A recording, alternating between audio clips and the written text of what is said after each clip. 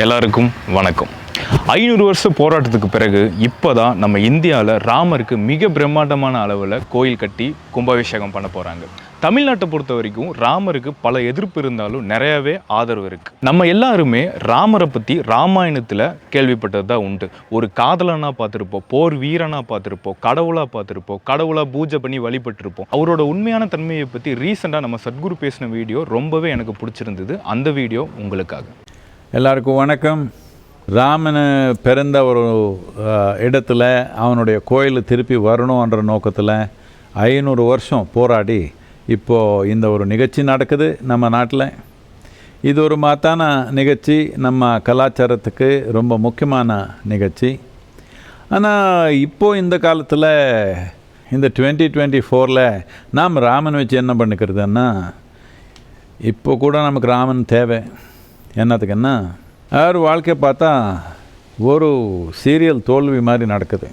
ராஜனா இருந்தவனுக்கு சும்மா ஒரு சிறு வார்த்தைனால ராஜ்யம் விட்டுட்டு காட்டுக்கு போயிட்டான். அது பத்தாதுன்னு மனைவி வந்து திருடிட்டாங்க. ஏதோ போர் போட தேவை வந்துடுச்சு, பல விதமான கஷ்டம். அதுக்கப்புறம் திரும்பி வந்து இந்த ராவணன் கொன்ன ஒரு செயலுக்காக 1 வருடம் பிராயஷ்சித்தம் பண்ணுறான். லக்ஷ்மணனை கேட்குறான், தம்பி அண்ணா உனக்கு என்ன பைத்தியமா? இது என்ன இது? நம்ம எதிரி இவ்வளோ அசிங்கம் பண்ண நமக்கு உங்கள் மனைவியே கொண்டு போயிட்டான். இந்த மாதிரி ஆளுக்கு கொன்ன சந்தோஷப்படாமல் நீங்கள் பிராயஷ்சித்தம் பண்ணுறீங்களேன்னா ராமன் என்ன சொன்னான்னா, அவனுக்கு பலவிதமான துர்குணங்கள் இருந்தது, அதுக்காக அவனை கொல்ல தேவை வந்துச்சு நமக்கு. ஆனால் அவன் ஒரு பெரிய பக்தன். அந்த மாதிரி ஒரு சிவன் பக்தனை நான் கொன்னிட்டேனே, இதுக்கு கட்டாயமாக நான் பிராயஷ்சித்தம் பண்ணிக்கணும் அப்படின்னு சொல்லி 1 வருஷம் பிராயஷ்சித்தம் பண்ணான்.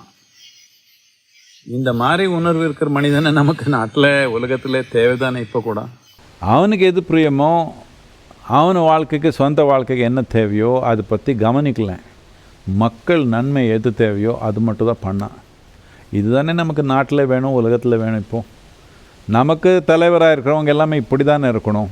ராமர் மாதிரி நமக்கு எவ்வளோ அடிப்பட்டால் சரி, நமக்குள்ளே ஒரு வெறுப்பு கொண்டு வரல, கோபம் கொண்டு வரல, பொறாமை கொண்டு வரல, பழி வாங்கணும்னு கொண்டு வரல. எதே நடந்தாலும் எந்த மாதிரி அடிப்பட்டாலும் என்ன செய்ய முடியுமோ முழுமையாக நன்மை அது செய்யலாம், செய்ய முடியாது செய்யலை, அவ்வளோதான். இது நமக்கு தேவை, ஒரு சாமானிய மனிதனுக்கு தேவை, நம்ம நாடு நடத்துகிறவங்களுக்கு தேவை, உலகம் நடத்துகிற எல்லா தலைவருக்கும் இது தேவை, தனி மனிதனுக்கு ரொம்ப ரொம்ப தேவை. இப்படி இருந்தால் நாம் ஒரு அமைதியான, அன்பான, ஆனந்தமான ஒரு உலகமே உருவாக்க முடியும். இதனால் ராமரான வெறும் அவர் பூஜை பண்ணுறது இல்லை, நமக்குள்ளே அந்த தன்மை கொண்டு வரணும். உலகம் நமக்கு என்ன செய்யுது இது நாம் நிர்ணயிக்க முடியாது. நாம் உலகத்துக்கு என்ன செய்வோம் இது நாம் கட்டாயமாக நிர்ணயிக்க முடியும்.